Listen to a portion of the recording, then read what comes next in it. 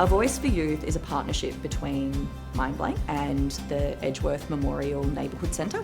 So we came together to develop this program because we noticed that in the Lake Macquarie Youth Strategy, young people have listed mental health concerns as their number one issue that they wanted addressed.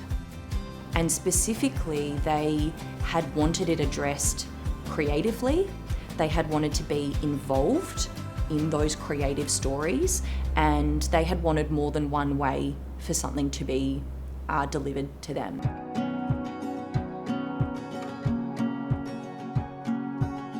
The term-long workshops, we come in on a weekly basis into a classroom. The structure of it is a combination of doing some warm-ups and drama games. We proceed into a role play of scenarios that might happen in everyday life.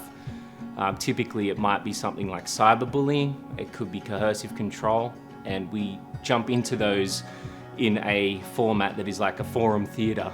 We present a story, but we present a loose story.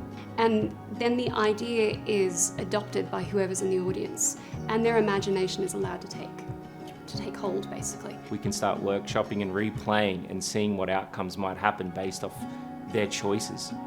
And then you start to ask questions, or you want to get involved and you want to say, well, hold on, I don't want the story to end like this.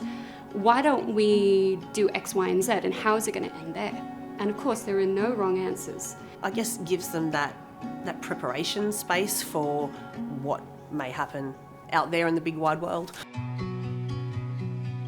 One of the biggest measurable differences we've seen is the ability to identify risk factors that can lead to increased mental health issues. It's been really special seeing those connections and seeing that growth. A lot of them are very open to these discussions, a lot more than their teachers or peers may expect them to be. People want to talk about it, it's important, and the kids realise it's really important. And as much as we are actors performing scenarios, it hits home pretty quickly. Within 5-10 minutes, you can see a shift in them because they're realising that this is part of life.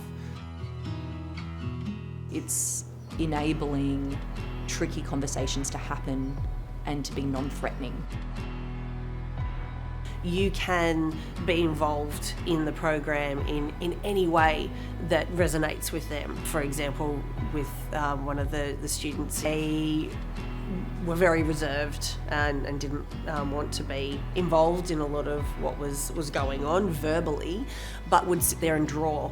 At the end of it, they came up to me and said, "This is what I learnt," and it was all there on paper.